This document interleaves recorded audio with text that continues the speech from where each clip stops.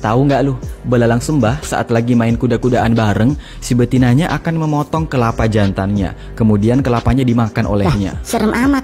Bukan cuma kelapanya, bahkan belalang betina akan menyantap tubuh si belalang jantan.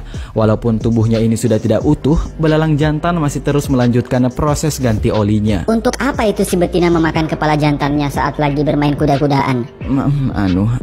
Menurut penelitian, ini berdampak pada jumlah telur yang dihasilkan oleh si betina. Jika dia memakan kepala si jantan, maka betina ini bisa menghasilkan telur hingga 80 butir. Tapi jika tidak makan kelapa, maka betinanya hanya mampu menghasilkan telur sebanyak 30-an butir. Kenapa? Kenapa? Ya entah kenapa bisa seperti itu, saya juga bingung. Tapi ya, nonton aja di situ. Ritual-ritual nggak enak pada hewan yang sangat aneh. Apa? Anaknya tentu sangat sedih mendengar bahwa ibunya ini terpilih menjadi tumbal proyek. Emang beneran ada tumbal proyek? Iya. Mungkin sekarang tumbal proyek sering dijadikan candaan di media sosial. Tapi dulu tradisi ini benar-benar meresahkan. Apalagi penguasa saat itu meyakini bahwa bangunan-bangunan besar perlu tumbal untuk dewa. Mereka meyakini bahwa bangunan-bangunan ini akan lebih tahan lama jika ada pengorbanan. Tapi kok malah orang lain yang dikorbankan? Nah, itulah kesedihan yang dirasakan oleh Oshizu, seorang ibu tua yang hidup susah dan miskin. Bukannya terpilih untuk menerima bansos, malah terpilih menjadi tumbal proyek. Wah, hidup lagi susah-susahnya, malah dapat kejutan kayak begini. Iya, saat itu sang pemimpin ingin membangun kuil, tapi dindingnya selalu roboh. Konon katanya itu butuh tumbal. Dengan rela tapi terpaksa, ibu itu pun mengiyakan, tapi dengan satu syarat. Apa itu? Tonton aja kisah lengkapnya di situ. Nggak asik lu. Kamu mau tahu? Cina membuat saluran air terbesar dan terpanjang di dunia, yang panjangnya lebih dari 1.200 km. Nah, jika seandainya saluran itu kita bentangkan dari Makassar, maka ujungnya bisa sampai ke Bandung. Saking panjangnya itu anunya. Untuk apa?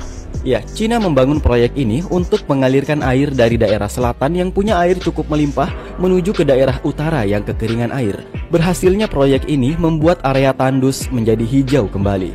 Setidaknya ada sekitar 150 juta orang yang terbantu oleh proyek air ini.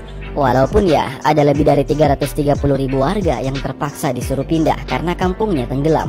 Tentu proyek ini tidak lepas dari beberapa masalah. Apa saja masalahnya kita bahas di situ. Dan ini menjadi salah satu proyek termahal di alam semesta, di mana ongkosnya bisa mencapai 71 miliar dolar atau lebih dari 1.000 triliun rupiah. Dari mana duitnya? Apa sih yang ada di bawah es kutub utara? Nah, pertanyaan ini sudah lama dipertanyakan oleh manusia terdahulu. Saking keponya, mereka sampai berkali-kali melakukan misi untuk menembus kutub utara dari segala penjuru, termasuk menyelam lewat bawah dasar es yang tebal itu. Walaupun susah dan sangat berisiko, tapi buktinya mereka berhasil menembusnya. Dan mereka tembus ke belahan bumi di sebelahnya. Dan nggak ada yang aneh sih, dia nggak tembus tuh ke dunia lain. Kecuali kalau mereka gagal, malah tembus ke alam lain. Lalu ada apa di bawah es kutub utara? Ya tidak ada. Tidak ada apa-apa selain lautan gelap yang juga masih menjadi misteri. Tentu untuk menembus lapisan es yang cukup tebal itu perlu perjuangan dan perhitungan yang matang. Karena kalau tidak matang, ya setengah matang. Kalau yang ini setengah mati. Tapi bang, yang menjadi misteri itu adalah Antartika, bukan Arktik. Hah?